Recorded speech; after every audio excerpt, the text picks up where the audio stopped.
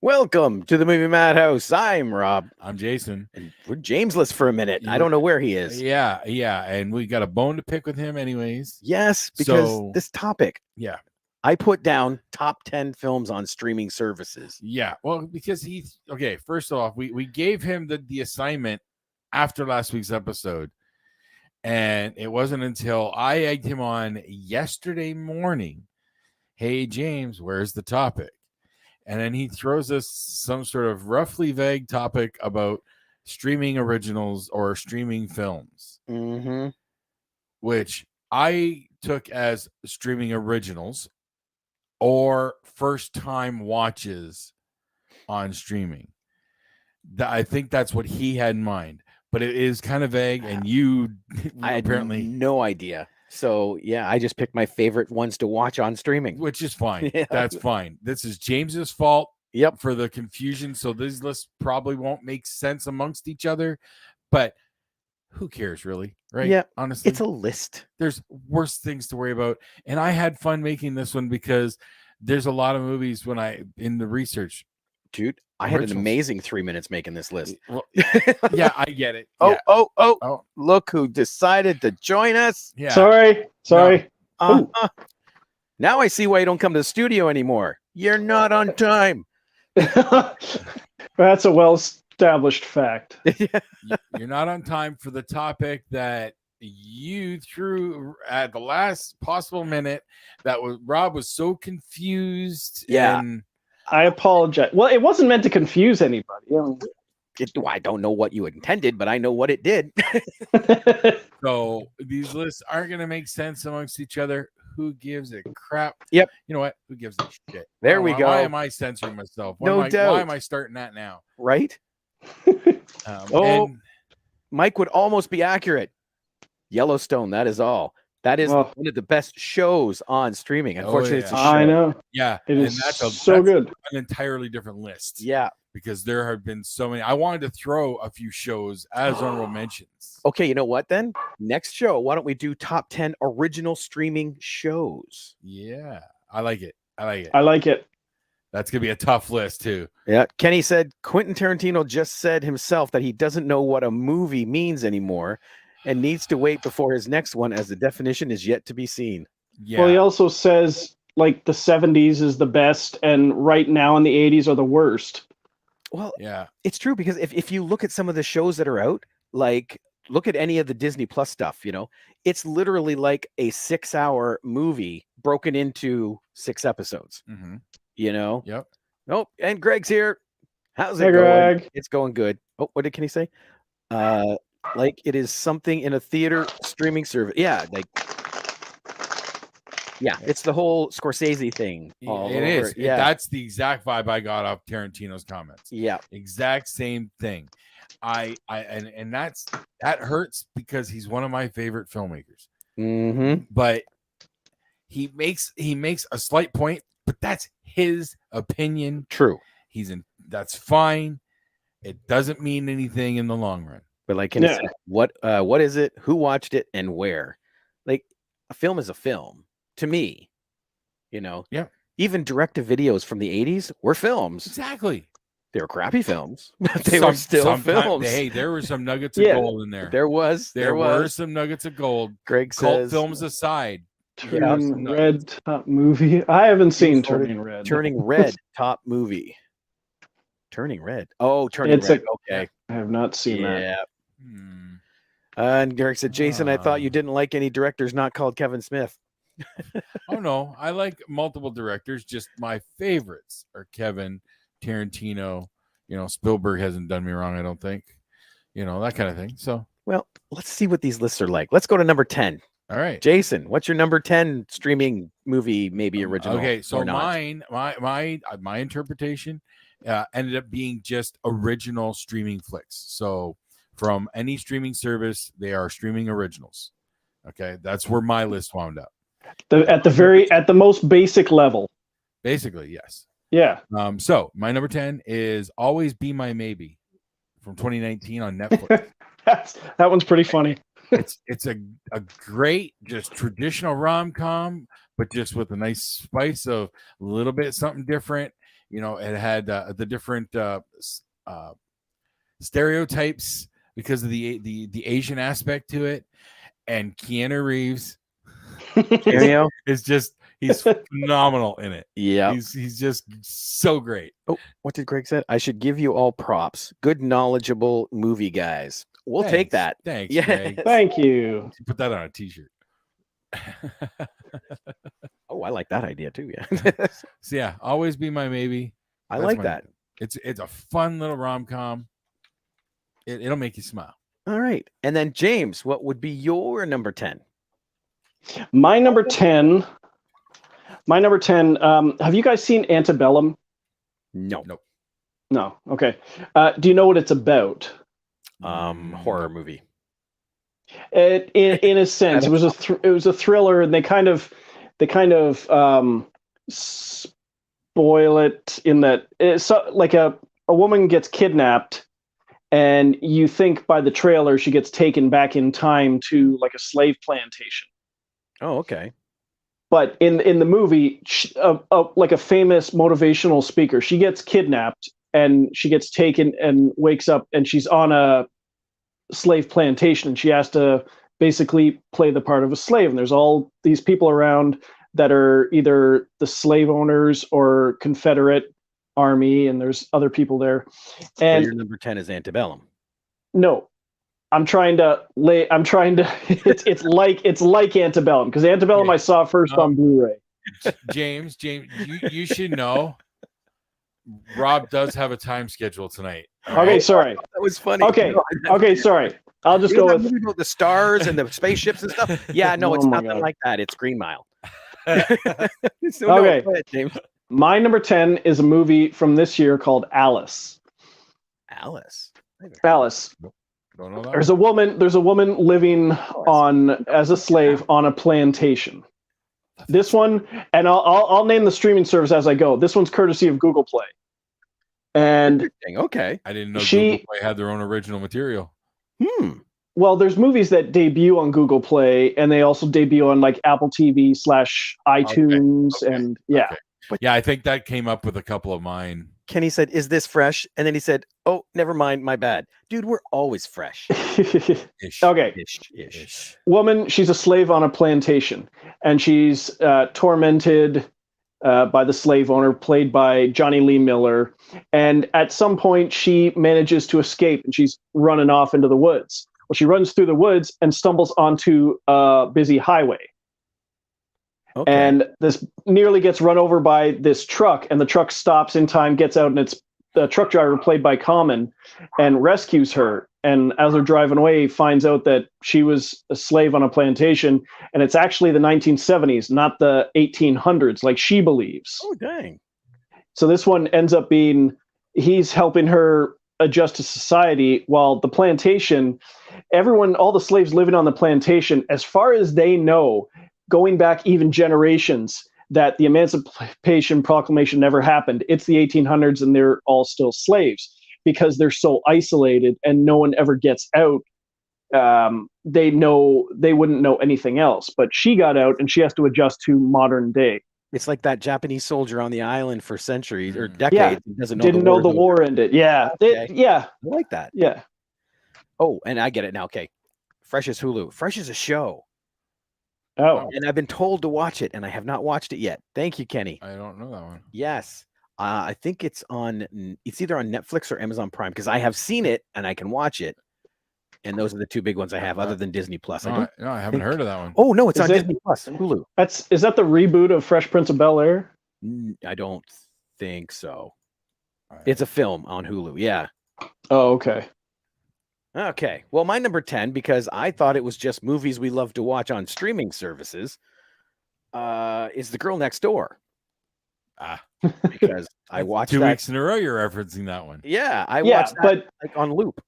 So, but did you first see that on a streaming because of a streaming service? No. See, that's what I was talking about. Well, see, that's what I didn't understand. Again, last minute misinterpretation. Oh, wait a minute. Okay, so he goes, no, it's he corrected himself. It's a rom-com that turns into a horror. Oh, really? This now a rom-com that turns into a horror. Curious. Okay, I'm hooked, dude. My friend told me to watch it yesterday. We went to see the menu, and she goes, "You got to watch Fresh." And it's like, okay, I will. And then I forgot. How was the menu? Good. Yeah, I want to see that one. I want to see that one. Okay, Jason, number 9. My number 9 is from 2020, His House on Netflix. I'm sure I talked about it when I watched it. Xander pointed this one at me. I can't remember the country involved, but it's set in the UK about a couple that are like refugees from like a war country in like Africa.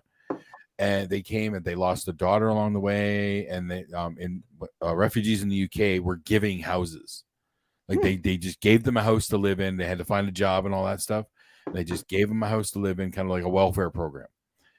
Well, while they're there, they start getting like, it almost looks like they're getting haunted and whatnot. It is intense, an intense, deep thriller. Almost gets to horror level, but not quite. But it doesn't matter what they go through. The guy, the lead, it's like, no, I own this house. Like they didn't own a house in where they were from. Like, okay, to own a house means something. So like it didn't matter what was happening. It didn't matter if there was a ghost going boo every 2 seconds. He wasn't giving up that house. Be me. You know, that's just how he felt. It's really, really good, really intense thriller. Yeah, highly recommended. His House. Okay. And then Kevin said, Kenny said, can't spoil it more than that. Sebastian Stan. Oops. Come on. Oh, what the heck? There we go. Sebastian Stan is in Fresh, by the way. Dude from Captain America. Yeah. Young Mark Hamill. Mark Hamill's like clone. Yeah. The one that everybody wants to play. Young Luke. Yeah. There we go. Okay. James. One of them. Nice save. My number 9 is a Norwegian film from 2011, and I got this one courtesy of Google Play as well. And it's a film where you get one guy who plays as he's a recruiter, he's a headhunter for a security company. And he has a friend who works for a surveillance company. And as sort of like a side gig, side hustle for them, they spy on certain rich people, deactivate their security, rob them of precious artwork, and then sell it on the down low. Okay. And at some point, he's headhunting Nikolai Coster-Waldau, Jaime Lannister from Game of Thrones. Mm-hmm. And he doesn't like him for some reason because he made some comments towards his wife, and he decides this is going to be his next guy. He's going to reject him for the job and also rob him. But there's also other stuff going on with his wife and Jaime Lannister and stuff. And it turns out that he robs a guy who used to be a special forces operative who is now going to just rip his life apart. Hate when that happens. There's way more going on than what I said, but on the surface, it's basically he robbed the absolute wrong person, and he's going to make him pay for it. So what's it called? Headhunters. There we go. Sorry, I thought I said that. Sorry. No, you didn't. Him saying headhunters now, I think I heard it at the beginning, but I can't be honest. No, he said the character was a headhunter. Oh, that's where it was. Okay. My number 9, and both the first one and this one are on Amazon Prime, if you care to watch them, is The Craft with Nev Campbell. Nice. I have not revisited it in so long. But I also haven't seen the new one, so I've heard mixed things about the new one. But again, not where I first watched it, but I do watch it a lot. How is So. how is the second one? I haven't watched that one. You haven't watched it? No. Wait, which one is this? The Craft. Oh, you mean the Craft Legacy is awful. Awful. Which means we might like it. Maybe. Number 8. I was picking on you, James. Number 8, Jason. So the Craft does hold up, though. I like it. Yeah. Yeah. Like effects wise and whatnot, it holds Yeah, up. it's not that cheesy. It still looks pretty good. Okay. I've been curious. So Yeah. all right. Sorry, number 8. I almost said it. What? I almost said it. Said what? Give it a. Oh, no, Yep. no need right now. Exactly. My number 8 is now I just watched this for the first time like a week ago, but it was a lot of fun, and I'm looking forward to seeing the sequel. Enola Holmes from 2020 on Netflix. Oh. That one's fun. Yes, Millie Bobby Brown, Stranger Things fame, Henry Cavill as Sherlock Holmes. I don't know the actor who plays Mycroft, but It's fucking dick. Yeah. He was from a few of the Hunger Games movies. He was like the one that Woody Harrelson said he's a peacock. He basically sleeps with everyone for information. Yeah, I don't know. And Helena Bonham Carter. Oh, she's in it. Is in it as the mom, as basically Sherlock Holmes' mom, and very interesting. She's playing Henry Cavill's mom. Yes. Don't think she's that old. Well, she's playing the Mother Holmes. Wow. She's an eccentric genius, and then she goes missing. That's that's kind of the main premise of the story, but it's a little bit more. Okay, I'm so used to Helena Bonham Carter and Tim Burton. Yeah. So where she's always very wild and crazy, big over the top. Yes.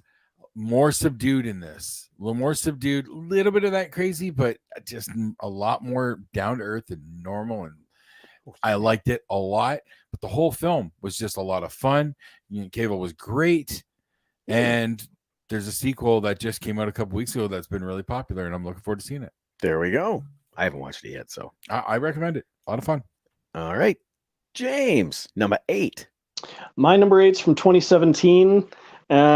Okay, I'm just going to say about 99% of mine, I'll say courtesy of Google Play. Fair enough. Okay. Okay. From 2017, the movie, and I will state the title this time, is called Dave Made a Maze. Oh. I've seen this. It is so unique and so fun. I have seen this. And yes, it is a very interesting play. I have it on my watch list on Amazon. Yes, I highly recommend you get to it. Interesting. It deals a lot with mental trauma and whatnot. As the maze is kind of a coping mechanism for phobias and stuff. Something like that. Or am I wrong? Am I getting it mixed up with something else? I think you're getting it mixed up because his girlfriend comes home and she sees a cardboard fort in the living room. Right. She's like, Dave? He's like, yeah. And you hear his voice coming from inside. He's like, what are you doing? I made a maze. Or she keeps calling it a maze, and he says it's a labyrinth. And she tries to shake it or lift it up, and you hear all this loud rumbling and stuff. So apparently he started making a cardboard maze over the weekend and just kept expanding and expanding and expanding. And the apartment keeps filling up with people who become more and more curious and coming to visit and stuff. And they end up all going inside, and it's huge. It's massive. It's much bigger on the inside than you can see. And it even has a minotaur at the center of it. And they keep going through trying to find Dave. They find Dave, and then they're trying to find their way out. And when someone gets killed, you see red streamers. So they have a very interesting way around the violence in the movie. And some of them get turned into cardboard characters. It's very strange, but super fun. Okay. I gotta watch that. That sounds fun. It was weird. I feel like it had some sort of a psychological thing to it. Okay. That really is what hit home for me. Very cool. Well, I'd like to say that at the end of it, it's you find out that it was all a dream or something, and it was a manifestation. But I mean, the people who die in the movie are dead, and someone has to tell the families, and the Minotaur gets out, and that's never good. No. right there alone. Yeah, When the Minotaur gets out, Animal Control is going to have a little problem with that one. You call the police or you call animal control. Yeah, Yeah. Yeah, nice. both. My number 8, again on Amazon, is The Highlander, the original. Not much more to say than that, because apparently I'm not even on the same page as you guys. Does for it this have one. the director's cut on there? Do you know? Not that I know of. No. See, Yeah, I gotta They- watch DVD for that one. Sometimes I don't they know if I ever sometimes watched they it. put multiple versions on there. Yeah. Again, I don't think so, but Someday maybe. Jason, number 7. All right, my number 7. This was mentioned earlier in the chats. 2022's Turning Red on Disney Plus. Oh, there. Craig will be happy now. Yeah, Eden put that on shortly after it came out, and wow, is that movie so much fun? It deals with a bit of an interesting topic, but they never say the topic but everybody knows what they're talking about, and they handled it really nicely. A really interesting artistic way to do it, and a lot of friggin' fun. A lot of fun, and the panda effects look really good. Like, I just so fluffy. I want a plushie of it. It's so fluffy. Okay, this is one I gotta watch. I love Pixar, so It's really good and a lot of fun and a really neat lore. Like, it's got a neat magic lore to it. All right, you sold me. I'm gonna watch it. James, number 7. My number 7's from 2013. It's a Canadian film, and it's called "I'll Follow You Down." And this is the one that I had been was on my radar for a couple years, and then I finally picked it up because I was on a big time travel kick. And this one, it has Haley Joel Osment and Rufus Sewell, Gillian Anderson, and stuff. And you get Rufus Sewell is a professor, and his wife is Gillian Anderson. Their son is Haley Joel Osment, and he is at a conference in Princeton, and he's on his way home, saying he's going to be home, and then all of a sudden he never shows up, and no one can find any trace of him. He was apparently working on some super secret project and vanished. Well, it turns out he had invented a time machine that he used to take him somewhere and never came back. So his son decides to finish his work because he's going to reproduce the time machine and go back in time and find his dad, because they're wondering for years what happened to him. And then they look back at these old newspapers from like the 40s or 50s, and there's mention of a man getting murdered. And it's sort of, the body sort of looks familiar, and the son notices that, like, a certain pocket watch, and it turns out that this is a picture of his dad who has been murdered after he went back in time. So he has to go back in time to save his dad and find out why the hell he went back in time and why he never came home. Well, he finds out why he never came home, but why he went back in time in the first place after, like, never telling the family anything. Interesting. Yeah, I like those time travel movies where you go back and save someone, because you shouldn't do that in time travel movies. Yes, but it's no different if it's somebody who accidentally went back in time and died accidentally. Or died in the past. I think well, in this movie, he intentionally went back in time, and you find out because he went back in time to meet Albert Einstein. But how his son gets him to come back is kind of twisted. Okay. Well, like I said, any kind of time travel movie, I'm in. It makes me think of there was that miniseries, the 11/22/63. Yeah. I've read the book, love the book, but I never watched the show. I've seen the show about 4 times. It is amazing. Is it? Did you read the book at all? No, I started reading the book. It's still on my nightstand, so I'm getting back to it soon because I'm gonna have to give it back to my brother eventually. I'm just wondering how well of an adaptation it was. That is a good question. All right. My number 7, Dawn of the Dead by Zack Snyder. All right. Snyder. Right. 6. Jason, what's your number 6? No, the Snyder version though. Yep. Yeah, and that's on Netflix. So not the original. You're a Snyder guy. The original's not on streaming. So okay. yeah. Would if you had your choice, Oh, I'd watch the original. you go for the original? Yep. Okay. Yeah. Okay. On these lists, they put Zack Snyder's Justice League came up a few times, and I was gonna include that because I decided not to. I just didn't feel right including it. It's technically Well, streaming. yeah, but it eventually came out on disc, but yeah, it was on streaming first. yeah, I know. I don't know. It just felt like a bit of a cheat. I don't know. Well, Well. number 6, Jason. Not that I'm putting a little too much behind it. Who cares? My number 6 from 2021 is Boss Level. I believe that was Amazon Prime for us. And if you have not seen Boss Level, go watch it. It's basically Groundhog Day meets John Wick. Oh, so good. Google Play for me, but I narrowly cut it because some of the ones they've been on repeated lists, and I just decided like I'm going to put something fresh on here. Yeah, no, Boss Level. It's Frank Grillo in a rare starring role because you don't see him in a lead role too often. No.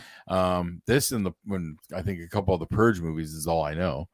And just he keeps reliving the same day where assassins keep trying to kill him. And when that happens. But then as the story progresses and you find out why and everything, okay, it plays out really nicely, but it's got some really, really fun action stuff. Yeah. And the repeating thing. So he gets killed, and then you see how he gets around it now. That it was fun. And Mel Gibson in a rare villain role. Yes. Unlike Fat Man. Yeah. All right, James, what's your number 6? My number 6 is a film from 2017. It's called Killing Gunther. And this is you. this is one where a bunch of assassins basically team up to take down the world's greatest assassin, Gunther, played by Arnold Schwarzenegger. Somebody named that Gunther? His name is Gunther, but you've got like sorry, what? I just said somebody named Gunther. This is his name's Gunther. This is what? What year? 2017. 5 years ago. I remember seeing it on DVD a few times, and then it popped up on Google Play, and I grabbed that one. And it's actually hilarious because they kind of shoot it mockumentary style. They're documenting the process of we're gonna team up and take down this legendary assassin. And he ends up picking them off one by one in very creative ways, and you don't actually see Arnold until towards the end because he's in and out really quick, killing them. I was gonna say there's no way Arnold's doing heavy action anymore, right? So no, right. It's not. It's always someone in a hood or a mask or whatever. All right, I was curious. I'm like 2017, Arnold doing heavy action. What? He's very sparse with his action stuff now. Yeah, big time. Well, after having a heart attack and all. Well, yeah, that'll slow you down a little. Yep. All right, number 5, Jason. What was your number 6? Mine's not even I'm not even reading mine anymore. Come on. No, none of them. None of them are original. I want to include you. None of them. I'm trying to keep you included. I know, but I'm not even on the same list as you guys. All right, fine. My number 5 from 2017. I know I hyped this one up on here because it's a YouTube flick. Bodied. The battle rap movie. You've mentioned that before. Yes. It almost feels naughty for me to enjoy this movie as much as I do, but it's if you like the celebrity roasts or the comedy roast battles, that's all these battle raps are. It's just roast battles, but with the rap aspect, like 8 Mile. Yes. Yeah, 8 Mile, but a lot more competitive. Like, I don't know. It's ridiculous. It's almost like 8 Mile meets pro wrestling. They lean into all the stereotypes because that's part of what they do. It's offensive. it'll offend a lot of people, but that's kind of the point because that's a part of the story. 7.1 on IMDb. I love it. It makes me smile. I watch just the battle raps themselves. I watch those highlights all the time, but I revisit the whole movie as a whole at least once a year. Nice. I Yeah. do remember you saying that once before Yeah, when I was ignoring you. I just haven't watched it yet. Wow. All right. Oops, I said that last part out loud. Truth hurts a little bit. James, what's your number 5? My number five is from last year, and it is American Underdog. And this was one that, while I was still at the theater, it looked like the big sports biopic of the holiday season, and we never ended up getting it. But so when it popped up on Google Play, I grabbed it immediately. And it's the true story of Kurt Warner, who was drafted into college football, cut. What? Kurt Wagner was Nightcrawler. Kurt Wagner. Go ahead. He is basically known as the best undrafted quarterback in NFL history. He played for the Rams and won multiple Super Bowls and MVPs and stuff. And he's played by Zachary Levi of Shazam fame and stuff. And it's probably my favorite sports biopic of all time because it's just so good. You've got Anna Paquin in there too, Dennis Quaid. Oh, there's James. James is here. Hey guys, what's the topic? Topic is top 10 films you've watched on streaming that are original-ish. You watched because of streaming. Yeah. Well, no, because then my list works. No, because you didn't see them first because of streaming. I'm learning the topic as we go. This could be the longest title of an episode ever. Right? It takes up 17 lines, and there's the three of us just peeking over the words. Yep. Okay, number 4, Jason. Number four from 2019, 6 Underground on Netflix. That's I forgot about that one. Team of badasses trying to take down the tyrant. You know, it's just yes, it's A-Team, the losers. You just give me those wacky ragtag team of misfits that are going to get the impossible missions done. You throw Ryan Reynolds into the mix, and of course you're going to have gold. Yep. No matter what it is. Oh, hey, Pam's here. And it accomplished their goal. Hey, Pam. It started a franchise because there is a sequel coming. I, for one, can't wait for more. It's going to be a lot of fun. That sounds good. What's The English? James says, I'm watching The English right now. Pretty good. English. Is that a movie or a series? I don't know that one. Did he forget the word patient? English. Yeah, no, I don't know that one. Oh, Emily Blunt is in it. Well, Follows a woman as she seeks revenge on the man she sees as responsible for the death of her son. Oh, is that the current thing she has going right now? Stephen Ray's in it. Tom Hughes. I think this is her current project that she's been doing junkets for right now. And she's quoted as saying that she is tired of the strong female lead label. Oh, dude, you just bought me because it says series. And then he said the magic word, Western. Oh, I will now watch this. A Western. I will now watch this. Well, you had me with Emily Blunt, but Western really sold it too. Yeah, Emily Blunt. Yes, please. I still got to watch Quiet Place 2. Oh, it's good. No, you don't. Now you know you do. James, what's your number 4? My number 4 is from 2020. It's a movie called Wendy. You just like movies with women's names. We got Alice, we got Wendy. This one is a different take on the Peter Pan story. And it was done by this. I remember. Yeah, done by the guy who did Beasts of the Southern Wild. So very low budget, but beautiful, beautiful looking movie. Me personally, I would never watch a movie named Wendy, but that's just for totally different reasons. Okay. That's But I'm glad you enjoyed it. Number 3, Jason, No, I need an explanation. you were part of the shit show. Oh, okay, gotcha. So, Never mind. Wendy. Enough said. Enough Yep. said. All right. Enough said. Gotcha. All right. My number 3 is from earlier this year. Prey from Disney Plus. Nice. Yes, that because it was such a badass Predator movie, but they even rolled back the Predator. It could be opening a floodgate of now here's a Predator versus a samurai warrior. Here's a Predator versus this, If yes, they don't do that, they're crazy. please.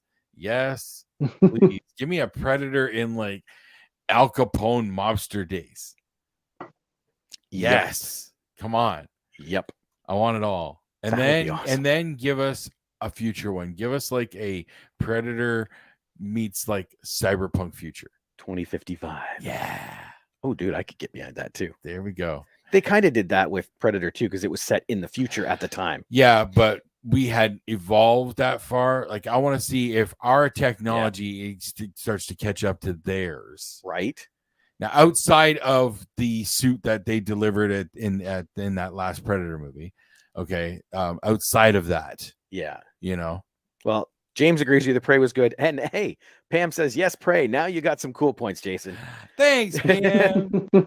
How many? We're keeping track. Okay. Yes. I want to wear them like So far, badges. James is winning, but we're both trying to catch up. So we need to know numbers. James, what's your number 3? My number 3 from 2020 is The Empty Man. And this is one that was at our theater for about a week or two, and I kept stepping in towards the end, and I was really caught by the musical score. I had no idea what was going on. So when this one popped up on Google Play, I grabbed it, and it's like a 2.5 hour kind of horror thriller movie, and it's I think it's probably one of the best horror films I've ever seen. Although it's more of more on the thriller side. But you have to be patient because the opening of the movie, the prologue is about 20 minutes long, and then it gets into the movie proper. I actually just watched one like that tonight. It's for the film festival. Actually, it plays tonight at Blood in the Snow, called Influencer. And I'm watching this it goes by for about 21 minutes, and all of a sudden the titles kick in, and it's like, what the? Wait a minute! Exactly. This one jumps ahead like 25 years. Messed me up. Like the title comes up. Yeah. Oh, look who's near! Nathan's here. G'day, Nathan. G'day, Hello. How you doing down there? Up there, wherever, over there. Down there. Okay. We are now on to number 2. Jason. My number 2, I don't have to look at the page because I already did, is 3 movies actually, but they all go together. The Fear Street trilogy from last year on Netflix. You want some fresh new horror. They twist things up a little bit.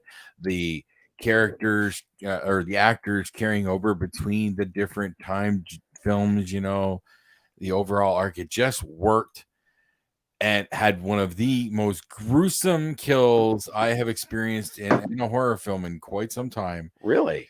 At the end of the first one, with the bread slicer.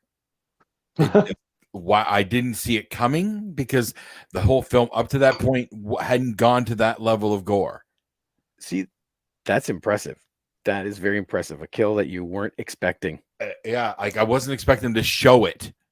I thought for sure the girl was going to get saved at the last second, and it didn't happen. So, and no, Nathan has a point that. Yeah, I was waiting for you to be done, and then I was going to bring up his comments. Mm-hmm. So, yeah, the Fear Street trilogy, great horror trilogy. Because see, Nathan actually also read our description. While you're being hermits and watching streaming, because that's what I put. This week, the boys show their inner hermit as they list their top 10 films from streaming services. So I'm glad it's what a pandemic does to you. But then he said, streaming services, have you seen Bad Boy Bubby yet? Unfortunately, not as of yet. I have. It's coming. I have not. I have. So in a couple weeks, we're going to have that show. I'll be watching it this week sometime. I've got 3 movies that I have lined up to watch. I'm on vacation this week, so I'll have time. I'll watch it in like 10-minute installments. And... You won't be able to. It's a beautiful car wreck. I'll just put it like that. Beautiful car. Can't turn away. Yeah. All right. James, you're number 2. My number two is from 2011. While I did grab it off Google Play, I first saw it on Tubi. Tubi. Rob's streamer of choice sometimes. Yeah. And it's a movie by William Eubank, and it's the guy who did The Signal and Underwater and the latest Paranormal Activity, which I have not seen. But this is his first film. I think it was self-financed, and it's basically a guy up on a space station who loses contact with, I guess, Houston or whoever, NASA, back on Earth, and is just spending 10 or 15 years on this space station. And it kind of turns into a 2001: A Space Odyssey towards the end, but it's got the soundtrack by Angels and Airwaves. That's who funded it. Angels and Airwaves financed and produced the film. It's a band. Dang, yeah, they really want to get their music out. And but it's actually it's an impressive damn movie. What's it called? For Love. There we go. Love. Now, be very specific, because there's one from a few years ago called Love that is just all about like a threesome and people having real sex on screen. This is not that movie. I want that movie. That's the movie I want. Fuck the moon. I want the other movie. Okay, I'll watch it, but I want the other movie. Yeah. Split screen. I'll watch both. Yeah. Split screen. See, yours, you'll be happy to know I'll watch the whole thing. The other one, I'll just watch in segments. So, like Paddington. Right? Exactly. Yep, we did it. All right, Jason, we are there. Number 1. Can you guess my number 1? Clerks. No. I already guessed it. What did you guess my number 1? I guessed that you finally watched Annie. No. Dan, that was my guess. No, my number 1 will sound like newest is best, because this movie literally came out last Thursday. And I watched it that evening. Slumberland? But this movie is instantly number 1 and will be rewatched annually with its original. Oh, I know what it is. A Christmas Story Christmas. Oh, yeah. Okay. A Christmas Story is my favorite Christmas movie. That movie means so much to me. It's a part of my soul, my very soul. When I heard that they were making a sequel, I was scared, because I know that there is that sequel we don't talk about. I know that exists. I refuse to even acknowledge it. Okay. There's also another sequel out there called A Summer Story. I know. We don't talk about that one either. Did he finally shoot his eye out? Okay. So I was scared. I was scared. James just said you'll shoot your eye out. I was scared about this movie. And then I saw Peter Billingsley. He produced it himself. And then I saw him on like one of the morning talk shows or something. All surviving cast members were back. Just the surviving ones? Yeah, which means just the kids. Yeah, They did have to recast the mom, Julie Haggerty. Oh, okay. Of Airplane fame. And yes. Perfect. Is she still around? She was in this movie. She played. I didn't see her in the trailer. This movie, okay, I was scared, but like Crystal said, let's just do it. So we did. And instantly, as soon as I hit play, I knew I was going to be okay watching this movie, because the first thing you see is the Warner Pictures logo. Not Warner Brothers. The Warner Pictures logo circa 1974. Nice. Because the movie is set in 1974. Oh, nice. It's set approximately 30 years after the original film. Oh, wait, that's right. Because in the 70s. Oh, that's right. A lot of people forget that aspect. I did, actually. So it is a period piece set in 74.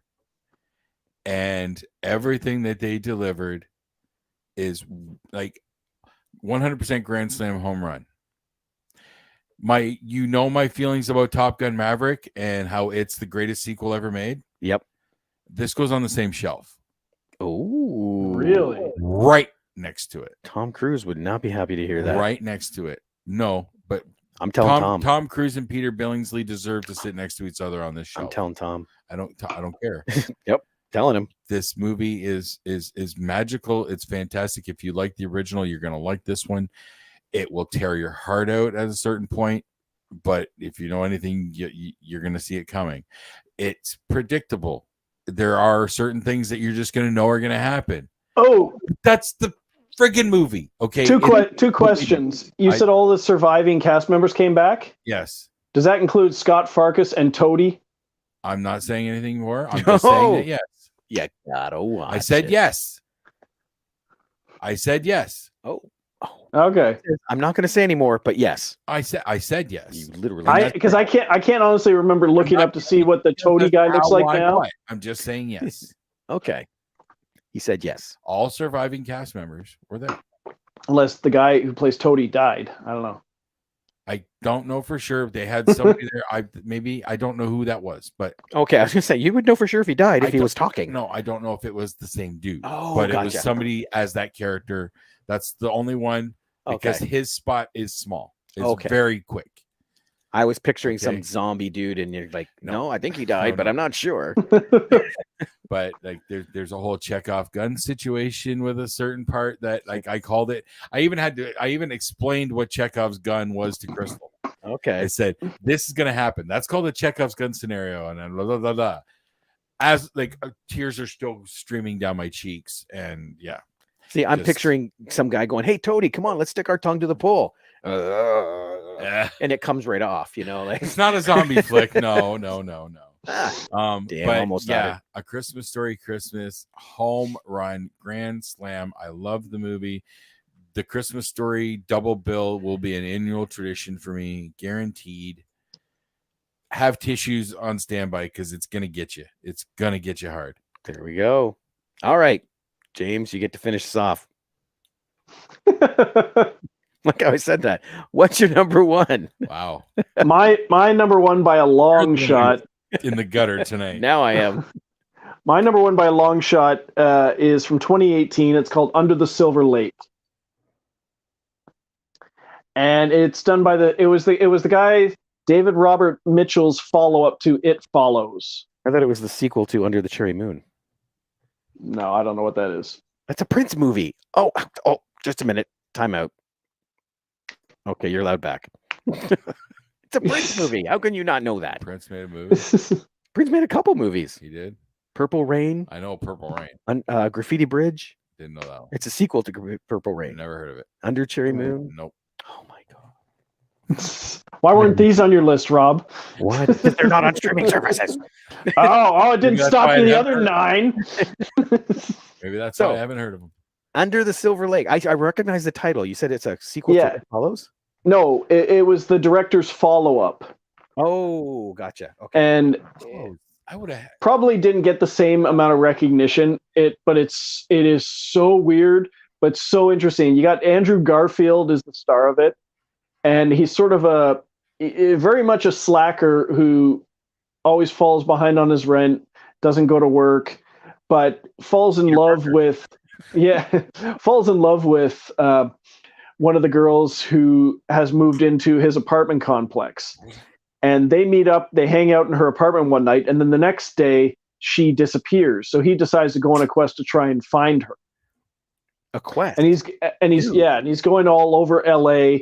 And you question how much of the movie actually happens because of some of the strange stuff that's going on, where he finds codes inside musical lyrics and uses the back of it. He gets this little movie real, or is it all a delusion? I scenario? love those movies. Those can be a lot of fun.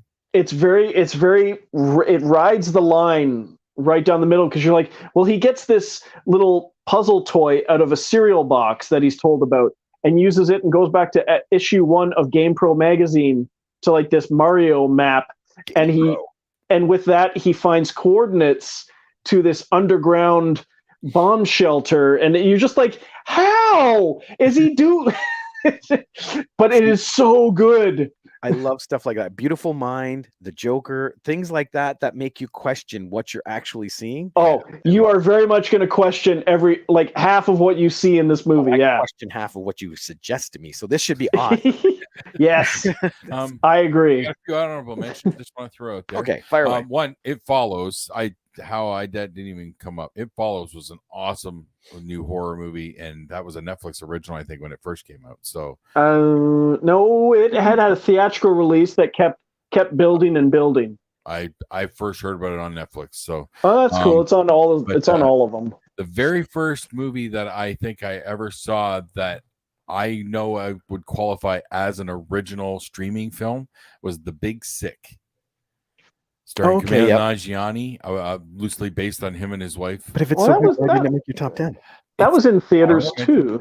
Fair enough. Just came short, but it, I believe, was originally a streaming thing. It did get a short theatrical thing as well. That still could hit the Oscars, just like The Irishman. Fuck! Irishman. Oh yeah, that one. The Zac Efron as Ted Bundy. You forgot that. That is good. I recently watched that. I forgot. Damn it. Yeah, Efron can friggin' act. Yeah, and he proved it in that movie. I want to see more. I'm curious. He's doing this Iron Claw, a movie based on the Von Erich wrestling family. Oh, that would be first family. He's playing Kevin Von Erich. Can't do a sequel to the Jeffrey Dahmer one, can he? Really? No. No. But yeah, there's been pictures of him as one of the Von Erichs, Kevin Von Erich, I think, and like, wow. So yeah, that would be good. That's going to be that has my interest. 8th Grade on Netflix, written and directed by Bo Burnham, the singing comedian who's also very poignant. This movie, very touching, intimate look at a girl who's going into 8th grade and all this. Is it actually good? Yes, it was like. Why is a guy in his late 40s interested in watching a movie about a girl in 8th grade? No, I question it because I've watched Bo Burnham's stand-up and I don't find him funny at all. His humor is not for everyone. That is completely acknowledged. If you're a fan, you're a fan. If you're not, you're not. There's usually no middle ground there. But this movie he made is nothing like his comedy. This was an art film. Like, this was an interesting, dramatic film about this young girl, and it felt very real. Like, it almost felt like a documentary. Very cool. So yeah, highly recommend 8th Grade. And I had to mention Dolomite Is My Name. Come on, Eddie just crushed that film. You knew that movie really came from the heart. Like, Dolomite obviously had some inspiration to him and over the years and whatnot. So yeah, had to make sure Dolomite got mentioned. That is a good one. So next week is GME. Yes. Which James won't be there, will you? I think tomorrow is the last dancing class, so I think I will be. Ooh, the 29th. Double check it. Let us know. But yeah, the 29th is game night at the GME. People out there watching, if you want to come by and hang with us, please do. What are we playing? Don't know yet. No. Okay. Zombies. Play zombies again. Let's see what Chris has to recommend. Yeah. We'll leave this in Chris's court. Yeah. Yeah, because last time we let you pick a topic, well, we had this show. Exactly. You're welcome. Awesome. And actually, I got a couple minutes. I'm going to let you know the menu is worth watching. Yeah. Yes. I really want to see that one. It is a very slow burn horror, but it's got comedy. Yeah. That's not one thing I've heard about it. Yeah. It gets dark fast. The very first review article I didn't even read the whole article, but the headline said it's a dark comedy for Food Network fans. Yeah, I've heard black comedy. Yeah. You don't even have to be a Food Network. Like it implied that if you're a Food Network fan, you're really gonna like this movie. Okay. And my wife lives while watching the Food Network. Like, gotcha. constant. Oh, look who's here. If I'm watching Guy Fieri get jacked up, I'm in. Look who's here, Dr. Stevel. Steve-O! How about no? You crazy Dutch bastard. But yeah, some of the stuff that happens because they serve courses. It's $12.50 a plate to get on the island to go to this restaurant. 1,250? Yes, they have 12 customers per night. All right. Okay, and yes, this couple goes and they serve it in stages. You know, course 1, course 2. And as they're serving it, Ray Fiennes, as the chef, comes out and he says, "This is the thing." He gives the story and talks about it. And then they say, you know, course 1, and it actually shows the plate and it lists everything up in the corner. And it does that for everything. Okay. And there are a couple things that happen in there that suddenly get tossed up there as well, where you get some good humor. All right. Yeah. Oh, there we go. It's James said almost- your wife would get along with mine at the Food Network. Oh, Food Network or the Cooking Channel, or just she's got 6 or 7 different foodie YouTube people Yeah. that we're always watching. Some of them I Well- can stand.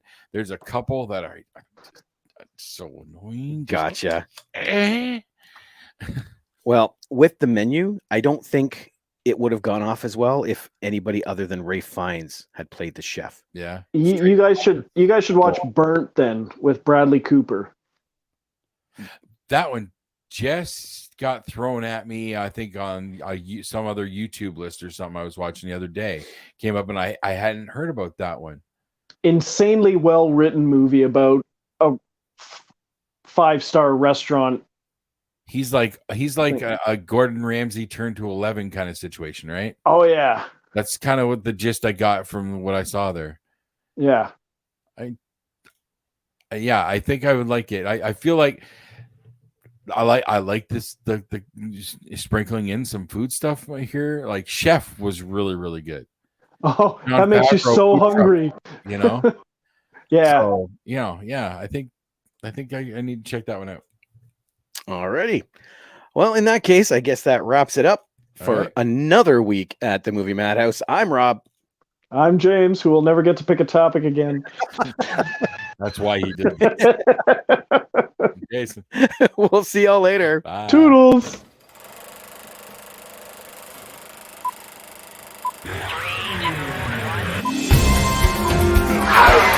Shut up! It's a man!